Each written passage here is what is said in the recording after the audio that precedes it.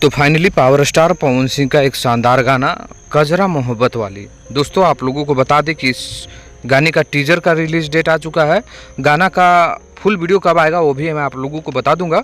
Video को last तक बने रहिए। चैनल पर पहली बार विजिट किए होंगे तो चैनल को सब्सक्राइब कर लीजिए। मैं हूं रविंद्र और आप लोग देख रहे हैं रविंद्र टाइम्स। दोस्तों बता दूं तो भोजपुरी के पावर स्टार पवन सिंह का एक शानदार गाना सारेगामा हम भोजपुरी के माध्यम से फर्स्ट लुक के रूप में आप लोगों को रिलीज हुआ, लेकिन मैं आप लोगों को अब बता दूं कि इसका टीजर आ रहा है। दोस्तों आप लोगों को बता दूं इसका टीजर जो है आप लोगों के बीच सारेगामा हम भोजपुरी के यूट्यूब चैनल के माध्यम से कल आ रहा है।